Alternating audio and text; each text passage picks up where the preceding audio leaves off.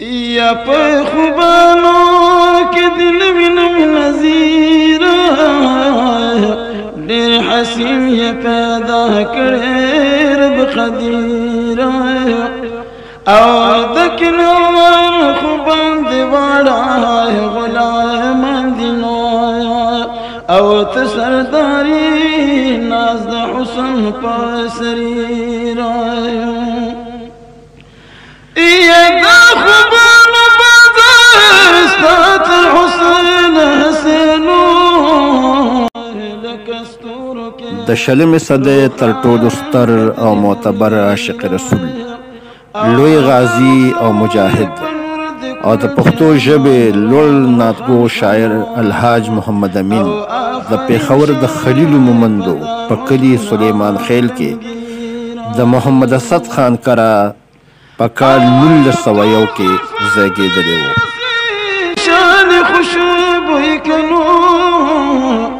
او چې اوسته یما په سنبل عبیره لومبۍ رسمي زده کړې د شیخ محمدو په پرایمري سکول کې وکړې او وروستو یې د اټک کیمبلپور د کلي شینکۍ او بیا اشنغر 400 نه خپلې نورې زده کړې ترسره کړې. له دغې پس د روحاني علمونو د حاصلولو په غرض یا د نوخار اکوړي د سید مهربان علي شاه نه لاسنیوه وکړه او په نقشبندیه سلسله کې تر 7 کالو د هغوی په سیوري پاتې شو.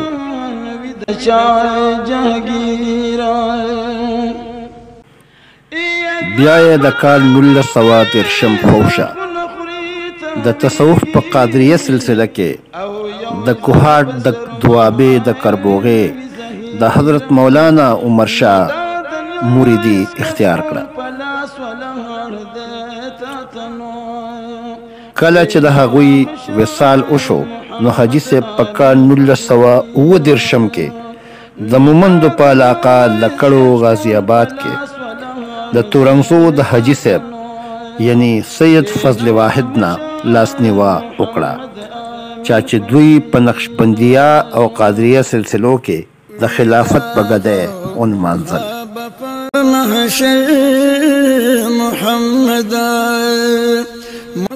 حاجي صاحب په سهروردیه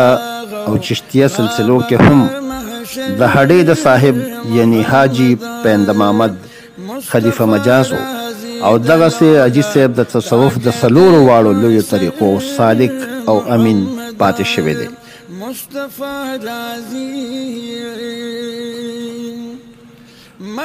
له دغې پرته حاجي صاحب د عمل په لاره هم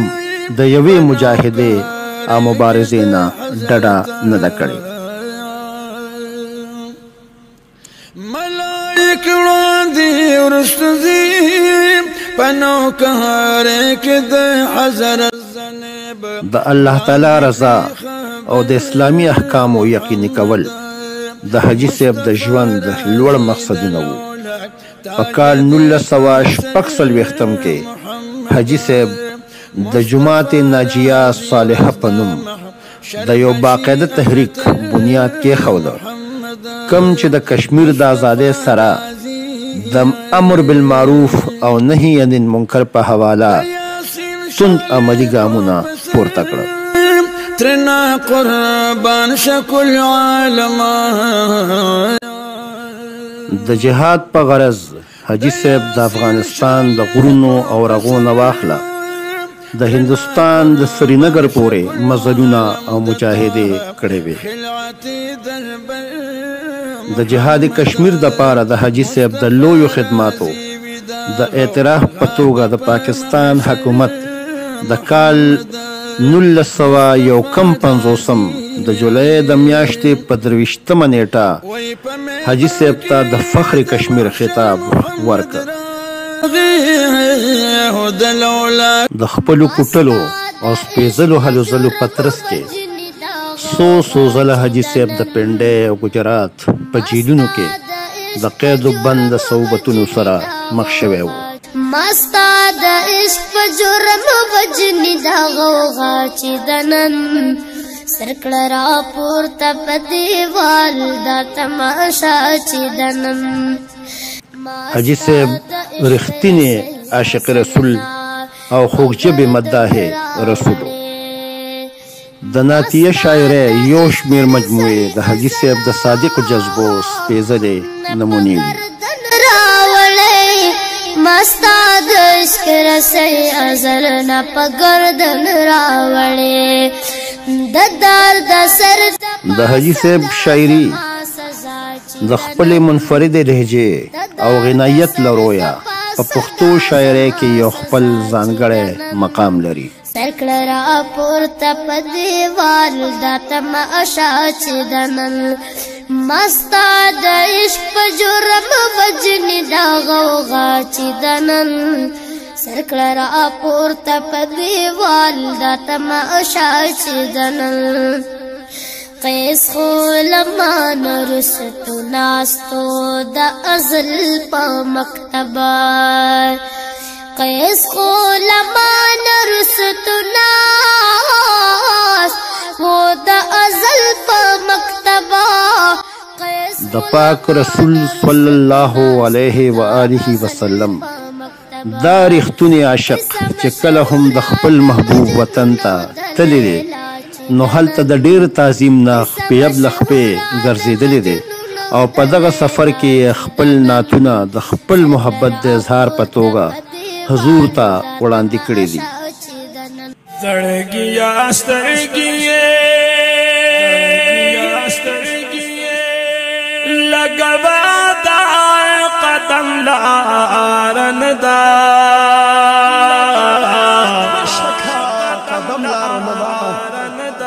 حضرت پریخی قدمنا تمر خوار نه دا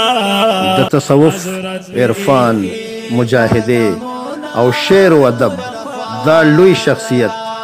د کال 1958 د مې د میاشتې په 3 نیټه د خالی پورس سحر 4 بجې لدې فانی دنیا نه رخصت شو.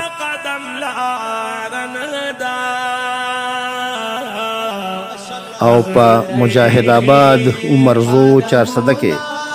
چرته چې د حاجي صاحب د ژوند د آخري ورځو قیامو خاورو ته وسپارل شو. سوکی بجبریل علیہ السلام خبی ابلا پدی کسوکی بجبریل علیہ السلام خبی ابلا لشوقت للو إلا شوقت للور رستا تخبود بارن دا